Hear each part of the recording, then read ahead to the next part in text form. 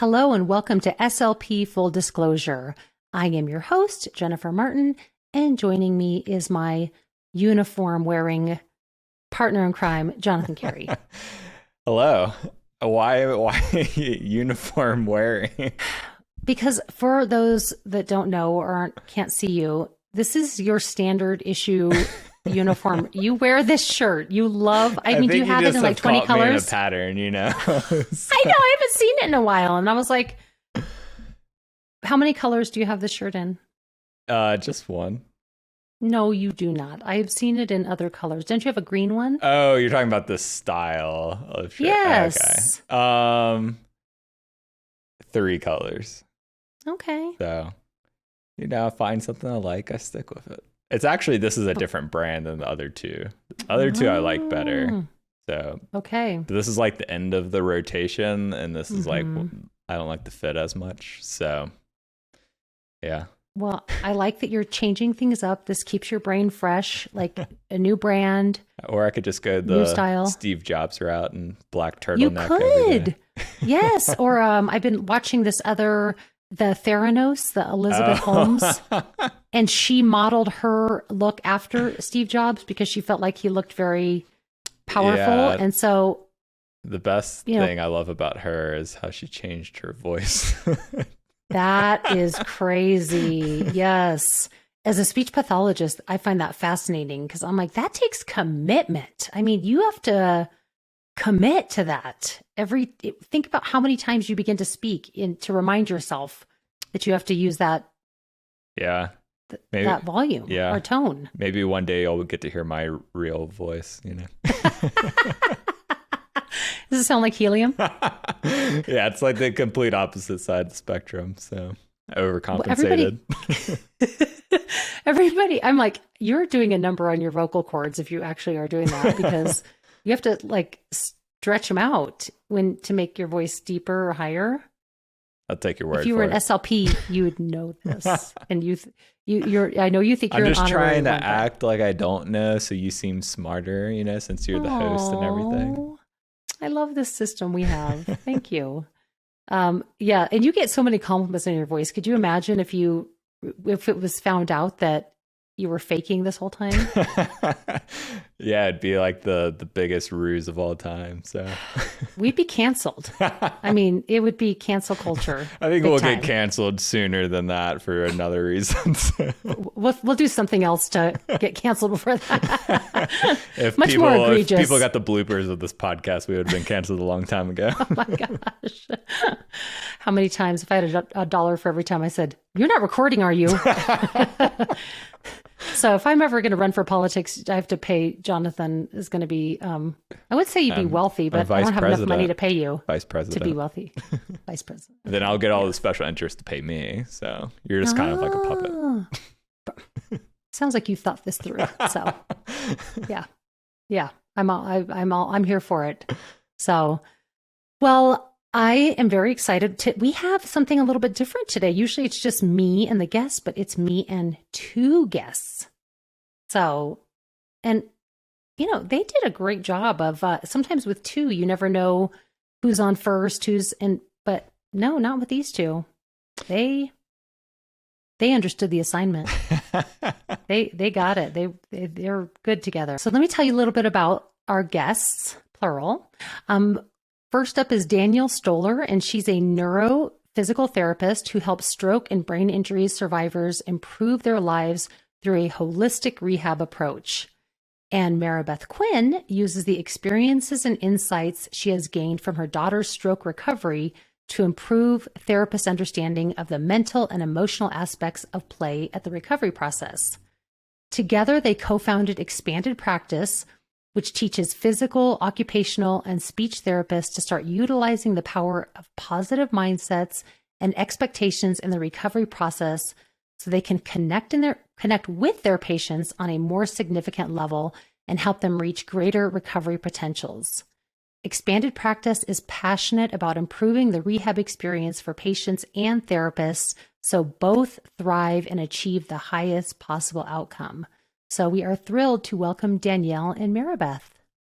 So welcome to Marabeth Quin and Danielle Stoller. Thank you so much for joining us today. So happy to be here.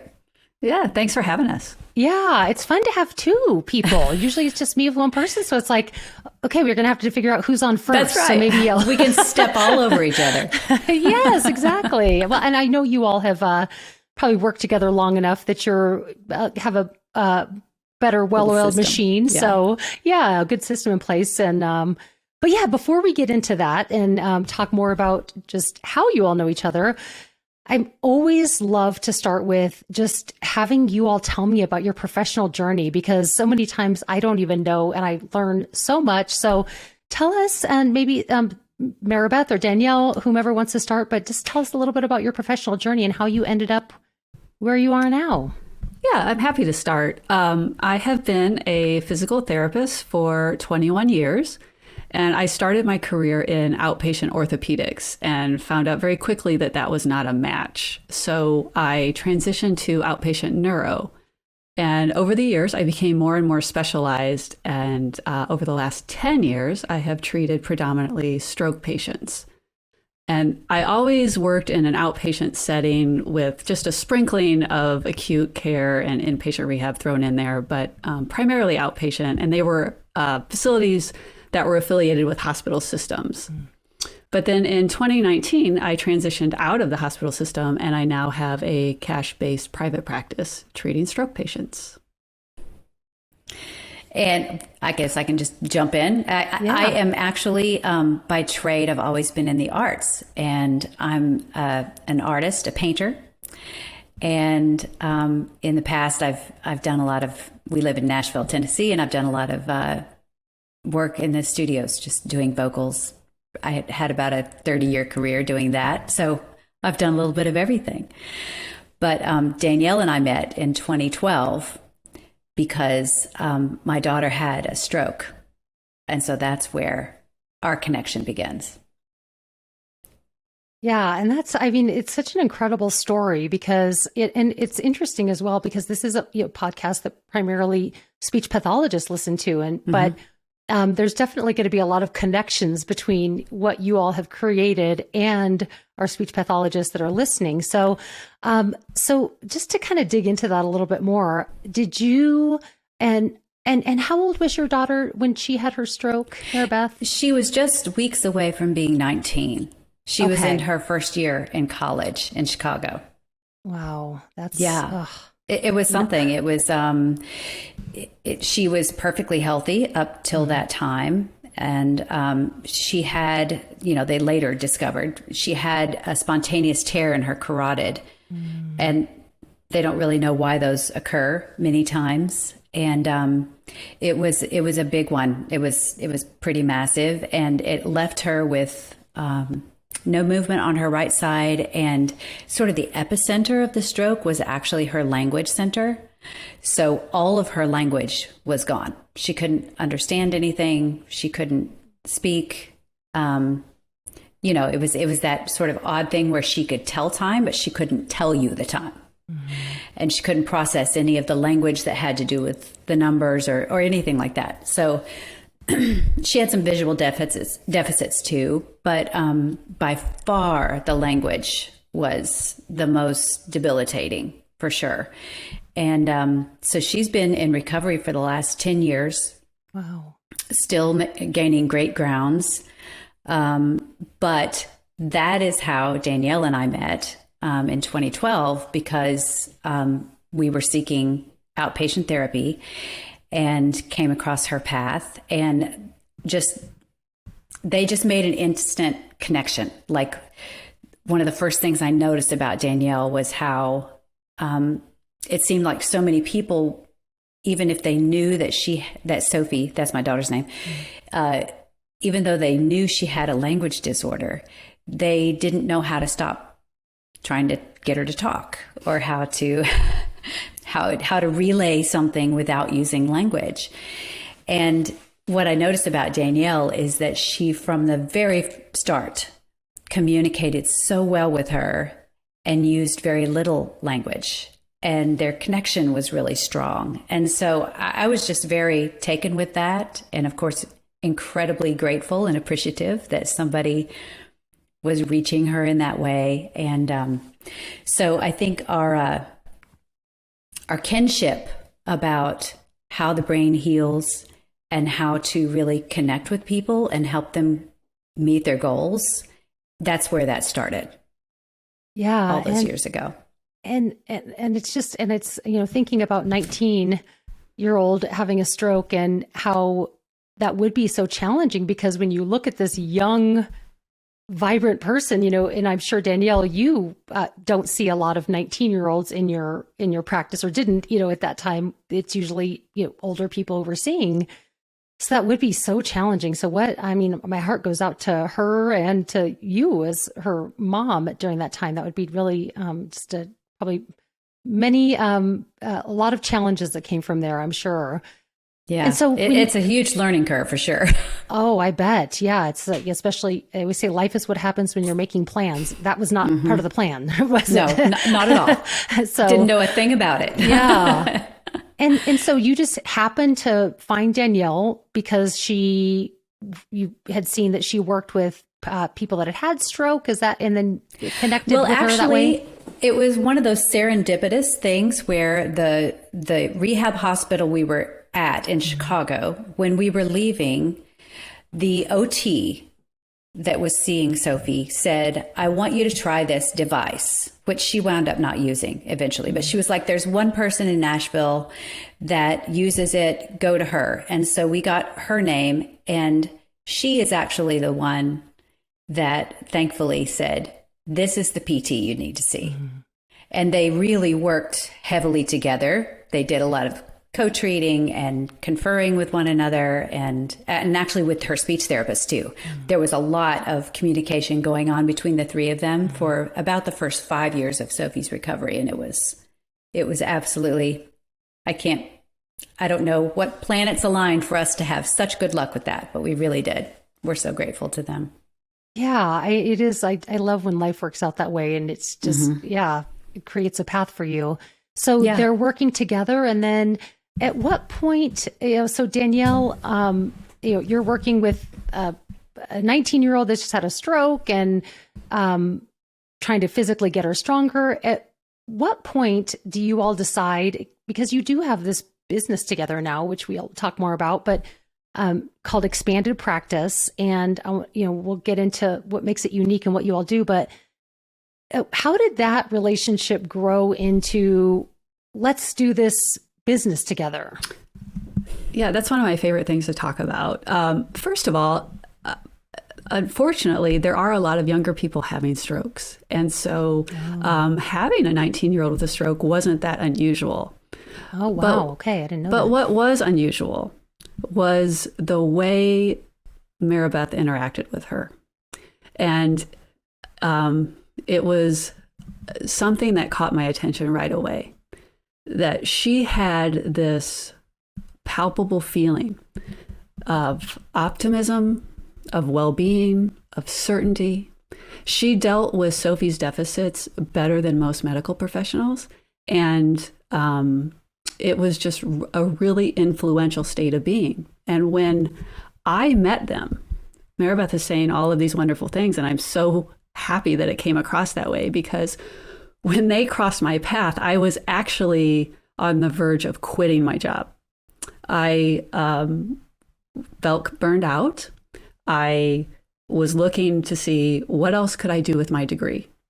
So when I met them and I saw this person able to think and be in these ways in such a catastrophic situation, something clicked, and I thought, wow, how can I take what this person has figured out how to do because she loves her daughter so much? How can I take that and put that into all of my patients' sessions and have that kind of influence with all of my patients, and really use these things for their advantage and for mine? And what I realized is that I just needed a new way to think. And so Marabeth and I were having conversations. It started out, as it normally does, as like family education.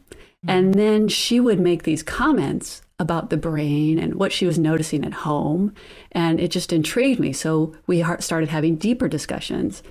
And then it was years before we thought, hey, I think we really have something, because I was looking into the research to see what does science say about all these things this mother is telling me is happening? Like, what does science say about how we're all connected and affect each other? And I was putting things into my practice and getting these responses from patients that I never had before. We thought, we have to tell more people about this. You know, I started feeling better. I know there are other therapists that feel like I do. How can we improve their experience and share what we know? Well, and I'd love to, as I'm thinking of how we were talking about your first experience with Marabeth and how you were watching her interact. What are some examples of things that you saw that really made you think, because I'm thinking, could I put more of that into my own practice? You know, can you think of anything? I know it's been a while since that day, but just does anything stand out for what she was doing specifically that made you really think, that's interesting? You know, when people ask me that question, all I can say is it wasn't so much what she did, it was how it felt. Like I said, there was a feeling in the room that made an impact on me. Of course, like she was never in a state of urgency, even if we were talking about really significant things. Like, for instance, early on, Sophie would get very ill when you challenged her system. And so she would vomit, and, you know, she couldn't say yes or no. So you'd look at her and say, are you going to throw up? And she'd say no. And then she'd throw up, you know, and Marabeth's way about her, it wasn't panic. It wasn't anything that you would expect. It was just this calm presence. And she just dealt with everything in this way that was very, very healing.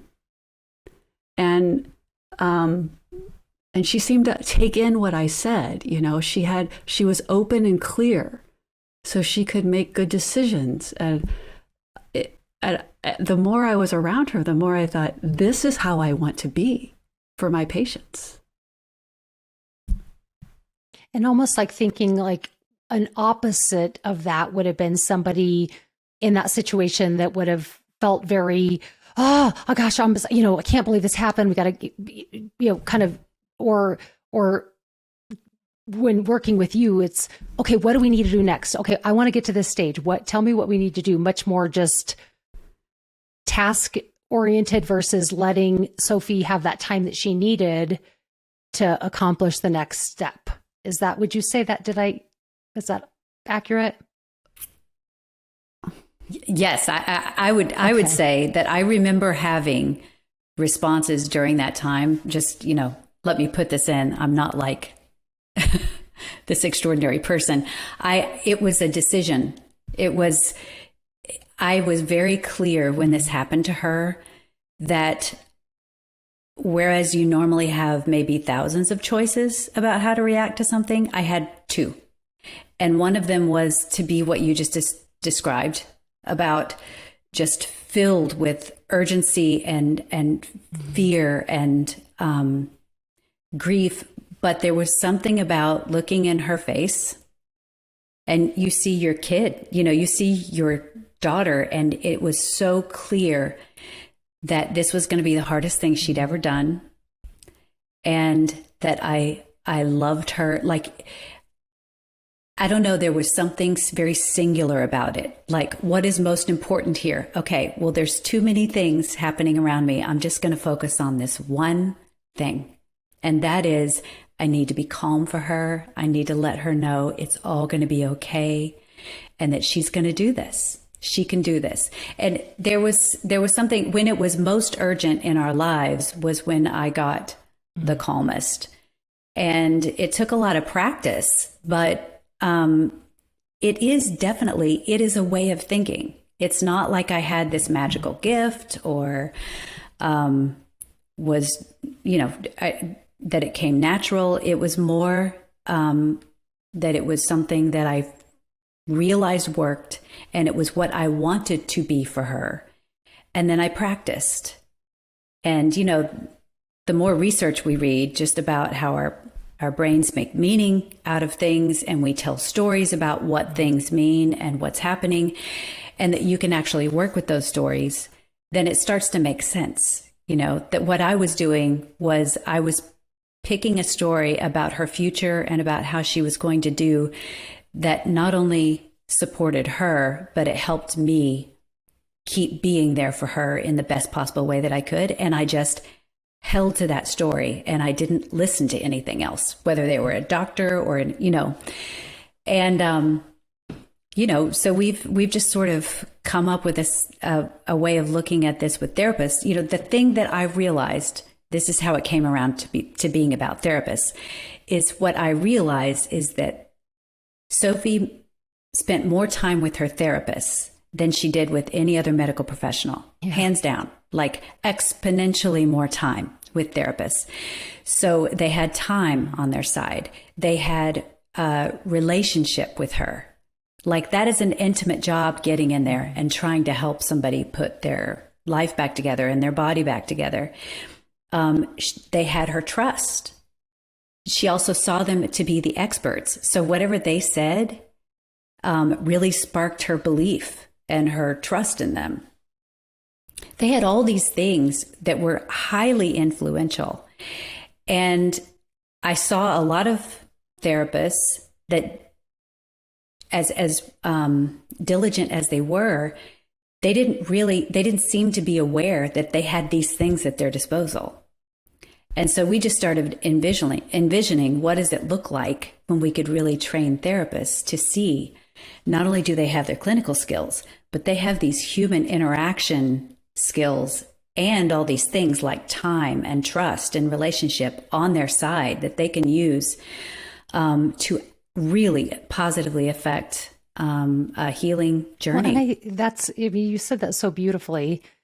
And, you know, as you're saying that, I'm thinking it goes back to what Danielle mentioned, that so here your paths collide in a way that probably nobody could explain. And you both realize that you've got something here. Danielle's feeling burnt out, like, I don't want to keep doing this, but has this renewed sense of, okay, I want to keep doing this, but maybe under these terms instead.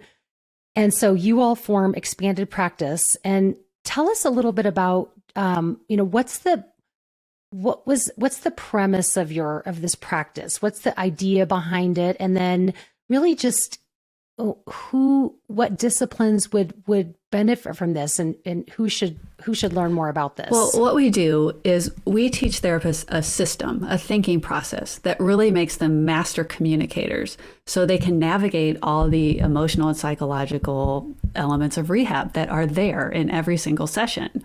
And what it will do for you is that it makes you feel more effective. It gives you stronger, more authentic connections with your patients, and you're going to enjoy your job on a whole new level. And it's a very empowering thing to have. But I would say who would benefit from this would be any PT, OT, or speech therapist in any discipline, you know, any discipline in any setting at any point in their career, because you are dealing with human beings. And what we've found, we've talked to many, many different therapists, and therapists usually fall in one of these three categories when it comes to this. First, they say, whoa, this isn't my job. You know, I'm not a mental health therapist, and I just don't feel comfortable in this realm. And that's not what we're saying at all. If your patient needs a mental health therapist, please refer them to one. But they are going to have emotional responses when they're in your session. And so if you have a system to navigate that, you're going to be better for them. Second kind of therapist is one that says, okay, I get it.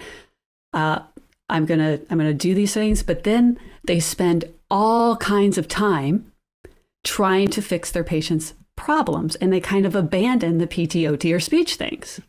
And we're saying that's not quite it either. These are things that you infuse into your session. These are ways that you act and be that help your patient be more receptive to what you do. And then there's the third type. This type of therapist says, I already do this. I'm kind, I'm compassionate. I see my patient as a whole person. I already do this. Thank you. This was a great reminder. And what I say to them is, that's great. You have a great start, but you can always get better. This is a skill, and the better you get, the better you feel. Because when you realize that we all affect each other on this significant way, then you think things like, what did I do with my face, my eyes, my breath, my words before I gave them this task? What did I do during? What did I do afterwards? Did I do everything I could to influence this patient so that they can reach their goals? Then, not only are you using your clinical skill, but you're doing all these other things that boost the impact of it. So that's it in a nutshell. It's really exciting for me to talk about because it's so great. Well, and plus it's because it's relational, it's not something that you ever just arrive at, like get a certification and there you are, or because it's a human being to a human being, you only have what you are in the moment. It's just what you brought into the room with you. How are you feeling right now? What's going on in your head? What's going on in your heart? How do you feel about your job right now? How do you feel about that patient? And then you got to do it again in the next moment. But there are practices that you can put into place that keep you sort of coasting in certain directions, as opposed to, and I know this from being a caregiver, that if I don't have some preparation, if I'm not preparing my mind, if I'm not preparing my state of being, then I have no choice but to just be reactionary to whatever mayhem is going on in the moment, or whatever is, coming from left field. There is no other way to be than just reactionary. And so it really is about being aware, learning to observe, learning how to bring these skills of relating to another human being into what you already do.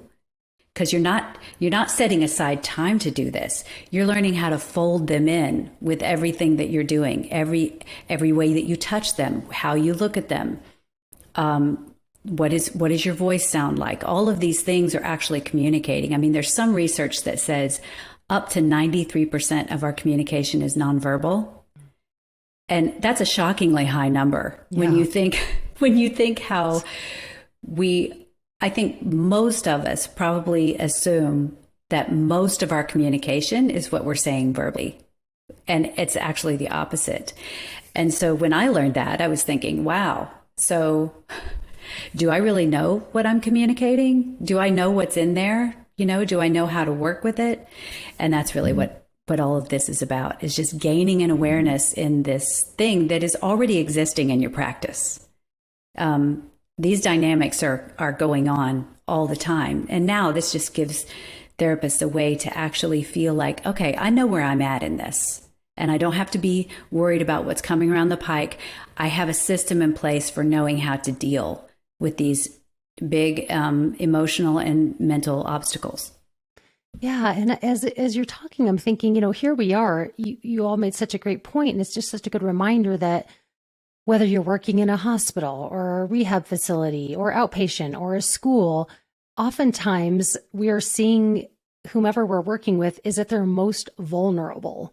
And I think it is very easy when because I'm thinking, somebody listening to this that's like, I have 9 patients a day. I got to see in 30-minute increments, boom, boom, boom. Like, I don't have time to, sit and put this into practice. But I'm thinking that, it is probably much, I like that you're using the word practice, because it isn't something where you say, oh, I'm just going to do these 3 things, and then everything's going to get better. It is something that you have to learn, put it into place, and then practice it. And then it does get easier. And I'm thinking, I know that mindfulness is a big big term being used right now, but I was actually just listening to this podcast where is this specialist who she specializes in attention, and all of her research is on attention and how to improve attention. Yes. And one of her biggest areas that she has people work on is mindfulness. And it is very interesting how much that practice actually affects all these other parts of your life. So yeah, I love that I think that's where people need to know I think we all think, well, I just want a quick fix. Tell me what to do so I can just start doing. But it really is that, yes, you may have to put in a little bit more time and be patient and really say, I got to, do this and keep working and keep improving on it. But that the long-term benefit is what you're saying, Danielle, where you really enjoy what you're doing again and connect with your patients in a way that you hadn't for a long time. Is that accurate? Yes, absolutely. And I would say that example you used of the person that sees 8 to 9 people a day and they have, just 30-minute increments and you're going from one to the other. I know what that's like. I've done that. And I've also worked in clinics that are loud, hectic, chaotic places that are absolutely not good for a healing brain. And I would often have those things played in my head of how can anybody be expected to get better here? How can I do my job? There are all these things going on in the healthcare environment that have nothing to do with patient care, but absolutely affect patient care. Insurance restrictions, documentation requirements, productivity expectations. And so that person who's doing that needs this more than maybe somebody who has hour-long breaks and hour-long sessions in a nice quiet space. Because when you can shift your focus to what it is you control, you understand that it is the moment I am in now, and I have choices I can make now to affect this patient. And you train your mind to go into those areas. And then the next thing you know, you think, okay, I know from the research that stress is contagious. I know that I can affect this person's physiology by simply calming my own self. by lowering my own heart rate, I can affect them. Because, research is saying that the electromagnetic waves of a beating heart can be picked up in the brain of the person standing next to them. And it creates some sort of reflection. And scientists believe this might partly explain why you feel calm when you're by a calm person. So I want to do that. If emotions are contagious and we're going to catch the strongest one around us, I want to be that for that patient or for that family member that's sitting there that needs it. Because when you send your patient home, they're going to go home with that family member. So if you can influence that caregiver, you've done a good thing. So when you realize all the different ways you can have your impact, it does make you enjoy your job in a new way. And you see all these opportunities that you never realized you had before. And so what do you say? Because I'm listening to you thinking, yes, it's really, and even I've worked with NICU babies for years, and I know there's so many wonderful studies just about what we know about how babies heal with being around, how they've redesigned NICUs to be more healing, and even the things that they ask the caregivers to do that to be in sync with the baby. So it's like, why would that be any different as we get older? But what do you say to the person? Because I just know that right now, burnout is so rampant in our fields where our whole career, we've given and given and given. And so like, well, I have nothing else to give. So what would you say to the person who's listening that's thinking, yeah, I'd love to do this, but I'm so beyond drained. I don't even know how to get myself back to a place where I could even be receptive to this. Like what steps would you recommend that person take if they were going to get more invested in expanded practice, and what that looks like? How would that look for them? I would say the very first thing I would do is we created a free guide for this very purpose. It's called 8 Simple Ways to Start Thriving in Your Practice Today. And it's 8 ways you can just take one and you can put it to use in your session immediately. So these are all going to be little things that start to address the way you think.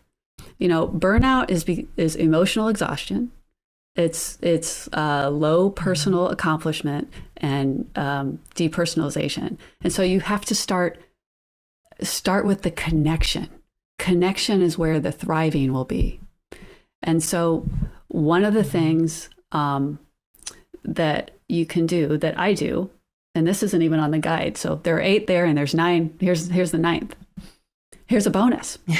Here's a bonus. The bonus thing that I do with every patient in every session at some point is I intentionally look them right in the eye without an agenda to break up my habitual thought of the role I am in as therapist. And I just look at them.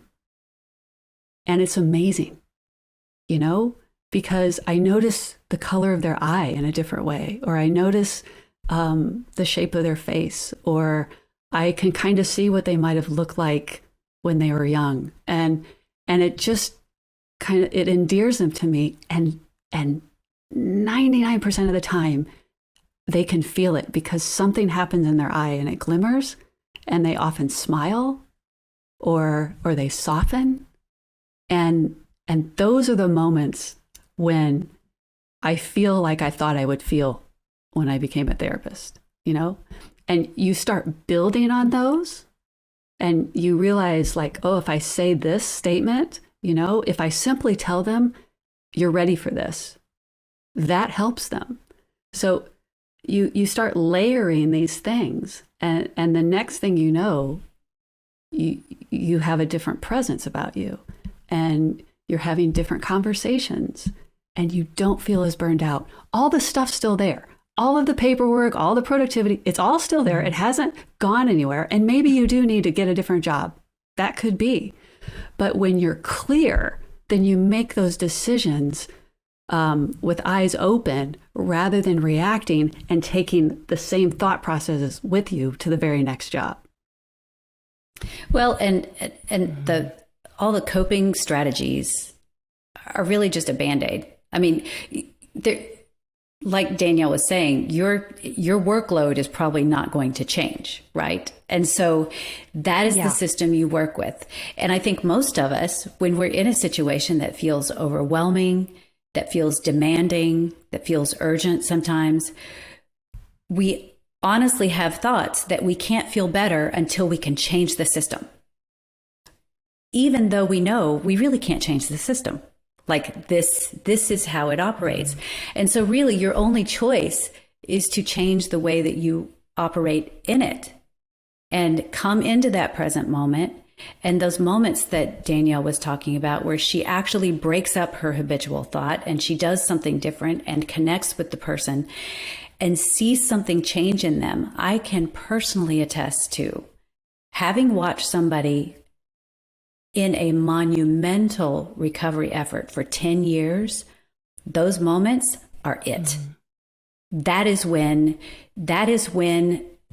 the valves open and something new can come in and connect, whatever it is that you're trying to do with somebody. If that's not happening, if there's like those dense emotions or dark or whatever, and you're just trying to plow through it, nothing's going to happen there. We're all made this way. There is an emotional readiness that is required it's a receptivity that is required for learning something new and for healing. And you kind of, in your job, you kind of have to know a little bit about that. And it's not woo-woo stuff. It's science stuff. It's stuff you can look for. You know what to look for. Does their color change? Do they sit up a little bit differently? Do you see their eyes? Like Danielle was saying, is there a little glimmer or something? These are just things we know about other human beings. We know what's happening. We know that the feeling is changing.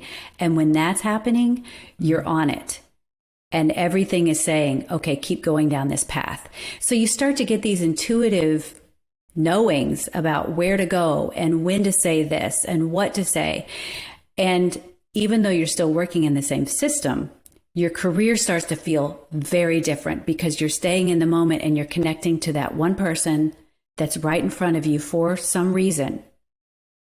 And that's really what you got in it for. I'm guessing. You got in it for that one-on-one. They leave thinking, thank you. You really helped me today. Even if it wasn't something you could check, on a chart or that you could tell somebody about, in your heart that they're better having been with you.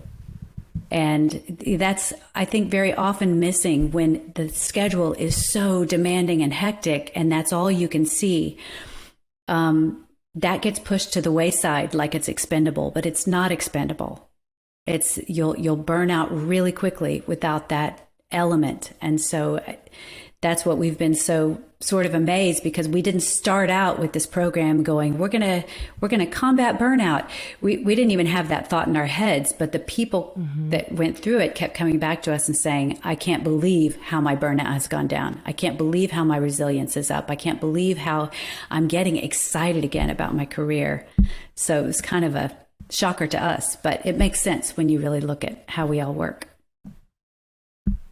Yeah, it really does. And at the end of the day, we all want to feel like we're seen. We all want to feel like we're heard. And that's what that's giving. And then when they feel that way, it's these Yes. mirror neurons. Yeah. We come back and forth. So if I'm an SLP, let's say I'm feeling like, I really like what I'm hearing and I'm feeling like I just need to do something to make some positive changes. I go onto your site. And what happens next? Who's working with me? What is the structure? What would I expect from the program? Well, we have a variety of programs. We have one that is sort of our personal favorite. It's a 30-day immersive program. There's some digital content that you go through. And then we have weekly meetings that are live with us, because you really get the changes when you're not only taking in content, but you're able to implement them in your practice. And you also can get feedback and talk about how it goes and what does that look like? And what were my other options? And why didn't this work? So that's our favorite one. It's called The Indispensable Therapist, Clearing the Lens. And it's really, like Danielle was saying, that thinking system. And then we also have another digital class called How to Communicate with the Healing Brain like an Expert. That's sort of a one and done thing. Like you can just get that and take that class. And we also have a monthly therapist meeting. It's the last Tuesday of every month, and it's free, it's virtual, and it's just like-minded therapists that come together. There's a little bit of education, and then everybody gets to talk about their clinical issues or maybe offer up solutions that they've found. And it's a really great give and take of expertise and knowledge and growing. And yeah, I think, did I leave anything out, Danielle? We also do a continuing education course. So if someone is listening and they want something to come to their facility, we do a live or virtual format of that. There's a 2 and 3 hour version. And you can contact us if you're interested in that part, but that's a good intro to all of this as well. Yeah, and we're going to put all the ways that they can get in touch with you all in the show notes and at the end. So if anybody is interested. And so with the 30-day course, is it, do you combine disciplines? Would it be all PTs, all OTs, or is it all disciplines together? It's all disciplines together. And what is great about it is because we all treat humans, we can all learn how to relate. And, speech therapists have a different perspective than a physical therapist, who has a different perspective than an occupational therapist. So when they're all together looking at a problem, often you learn something from someone who's not in your discipline that you might never have thought of before. And even if I give an example that's a very PT example, it's about a patient's beliefs. It's about their expectations. It's about an emotional response. And you're going to be dealing with all of those things as a speech therapist as well. So there really isn't an issue of needing to separate the disciplines. We all learn from each other, and it's works out well. Well, and I will tell you, I've been part of a group for 11 years now. It's a NICU team, and it's made up of, there's SLPs, OTs, PTs, mental health providers, a dietitian, And we meet every month. And just listening to what you all do, I honestly, we were just having a meeting, our last meeting, and last month, and every one of us had said we would not still be doing this work had we not had this group. And it's very similar to where we do a lot of, almost support, reflective supervision, but also you're exactly right, where just my SLP hat doesn't mean that everything fits in that little bucket. It's helped me tremendously to see things that, this is how this is connected to the PT. This is how this is connected, and realize that we really do have a lot that we can learn and overlap with each other. So I love the idea of having that group that you can, because every discipline does have its own kind of unique personality. So it's interesting that they can, I think that's fabulous that they can learn from each other and really hear different perspectives, because that's what really helps us to grow and improve in our practice as well, is just learning from other disciplines. Absolutely. And I think, when Sophie had, like I said, I mentioned earlier, I think that her therapists really worked together. There's something about, because of course, obviously education wise and time wise, it needs to be broken apart. But when you're talking together from those three disciplines, you're seeing the whole person, and you're seeing the places that all these things overlap. And that is where she was really able to get a lot of integration into what she was doing, and wasn't just learning to think of herself in these segmented ways. It was really all about putting her whole self back together. And so I do think there's incredible value. I love listening to therapists all talk together from their different disciplines and say, oh my God, I've never thought about it that way. That's incredible. And it just expands the way they think about their own job, and makes it just more thorough, and I don't know. It's new. Absolutely. And I think just having that community outside of your own work is so powerful, because it's too easy to get caught up when you're in your day to day. And there is something I think also in what I have with this team as well. And that's why I think this is wonderful. And is that it's nice to have that outside support system as well. That's not, yes, absolutely. Do we want people within our schools and facilities that we can lean on? Yes. But it is nice to have that outside support system too, that's like a little bit non-biased, and that you can just really be open and honest with, because they don't know necessarily all the dynamics. Right. And do you all set goals for the clinicians? Do they set goals themselves? Is there such where, what are you hoping to get out of this? How do you work with that? Well, time and again, what we hear from therapists is they either have one or both of these things that they want. They want to better serve their patient, or they want to lower the emotional toll of their job. So the goal of our program is to do those things, to improve your patient care experience and how you view your job. And so what we want when you come away from our programs is that you spend your time more efficiently, because you focus on what's controllable. You know that you're making the right choice at the right time, because you have a better understanding of the art and science of human interaction, because that can make or break your session. We want you to be enjoying your job more, because you're truly creating these authentic connections, and you're having that bigger impact on your patient's recovery, because you're using everything at your disposal, your clinical skill and these human interaction skills.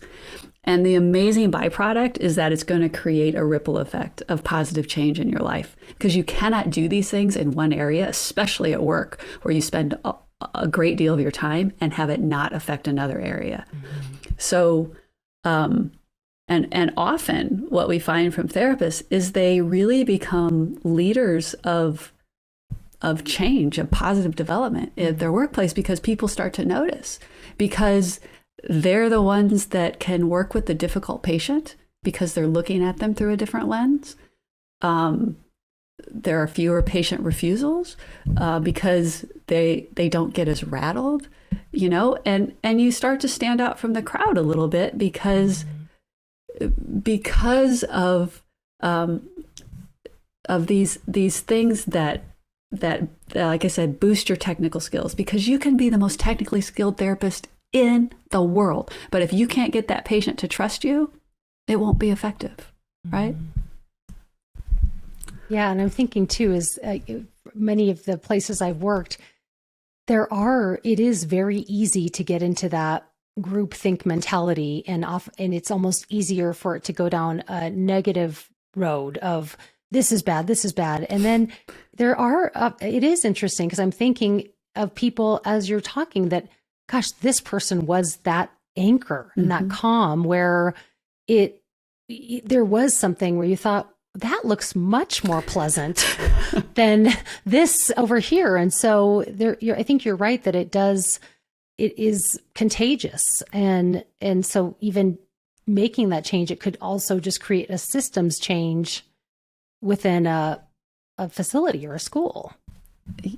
Absolutely. There's a culture everywhere you go, and you either get sucked into it or you create your own, and so you just have to think, how much is your happiness at work worth? What is that worth?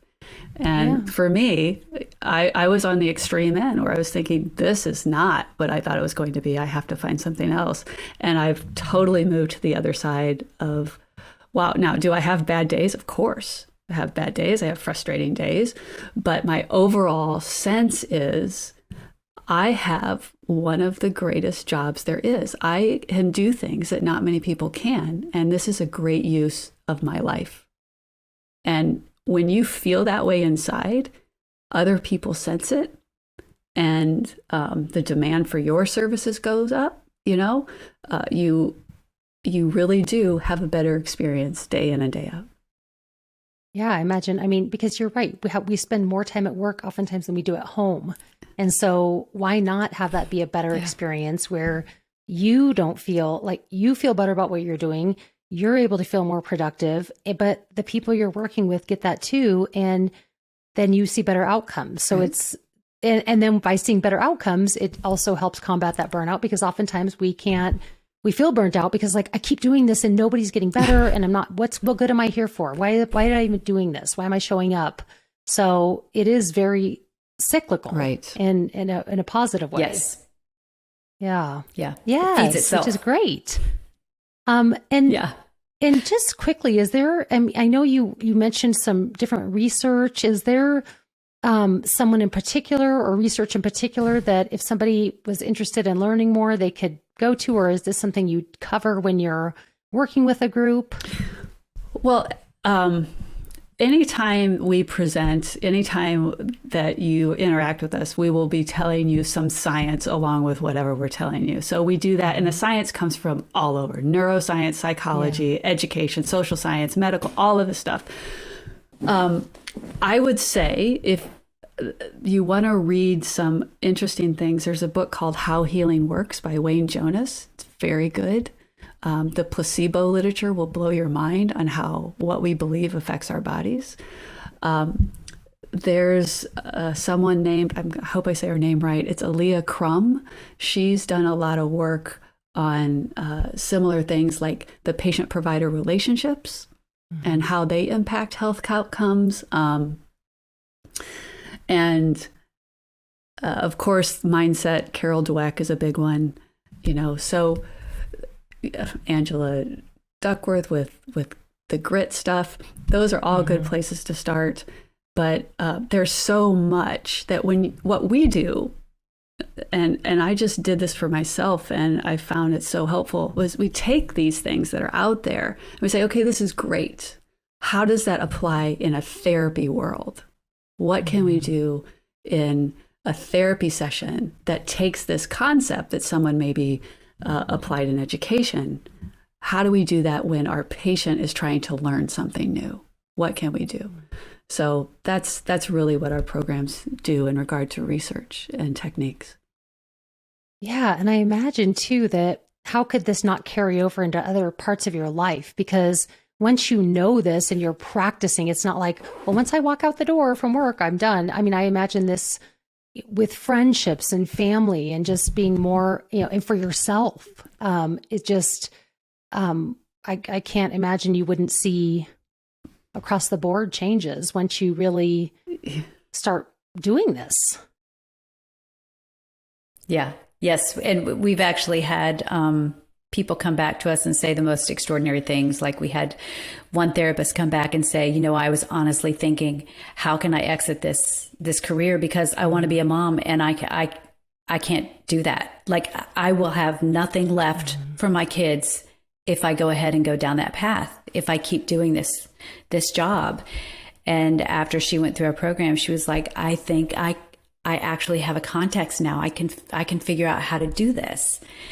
And I felt like that was a pretty amazing statement, because really, when you decide to take on a job where you're helping people, it shouldn't do that to you. It shouldn't take over your life and limit all of the other personal areas that you are aspiring to. It should make them more possible. And I have such gratitude in my heart for all of the therapists that have done things for my daughter that I could not have done. I just wasn't educated in that. I didn't know how to do it, but they knew how to do it. And some of the most important moments were when they were doing these things they were educated for, and also speaking to her heart and speaking to her, who she was, and giving her hope and telling her, you can do this. I see you. I see who you are. Keep going. Because those are the things where the rubber really meets the road. That is what takes your clinical skills and actually gives them wings, so they actually can take them somewhere new. And so, yeah, it's a pretty amazing thing. We love the effect that it has on people. I love just the whole concept. And I'm thinking as well that just after this last couple of years with COVID and, how depleted people feel, that this seems like the perfect opportunity and time to really find that and make those changes that could really have such a very positive impact and help people find that joy and calm in this very uncalm situation that we've been living through. So yes. Now, if one of our listeners is interested in getting started, it sounds like going to your website is the best way, or what would you recommend? Yes, absolutely. Go to our website. It's expanded-practice.com, and all the information is there. And please reach out to us if you have any questions. We love talking to people. We'd be happy to answer anything directly. So that's what I would recommend you do. We're also on Instagram and Facebook and all of that stuff that I'm sure will be in the show notes too. Yeah, we'll put that in the notes for anyone to get in touch with you. And I mean, I'm not just saying this, but it's like I feel calmer. As I came into this so frazzled, and it's just been such a day. And so I'm already feeling like, gosh, I just really think I would enjoy a group with the two of you, and with other clinicians, it really does. You can feel it. It's just I see what you're saying now, where, you each kind of, see this exuded in the other. And so I feel it from both of you. Yeah, I'm so glad your paths crossed and that you all just, created this practice that really, I think, is going to be so beneficial. I'm sure it already has been, but will be to many more people. So thank you for your time and for your desire to help other clinicians. And I'm glad that Sophie is doing better. Oh, thank you. And thank you so much for having us on the show. We really, really enjoyed it. And that wraps up this episode. Thank you for tuning into SLP Full Disclosure. For more information about this episode, check out the show notes on our website at medtravelers.com/SLP Full Disclosure. And don't forget to leave us a review and subscribe so you never miss a guest. Are you interested in becoming a travel SLP? Visit medtravelers.com to learn more and explore the exciting opportunities we offer at top-level facilities across the country. Also, a special thanks to Jonathan Carey for producing this episode and Aiden Dykes for the music and editing. And as always, this episode was powered by Med Travelers. See you next time.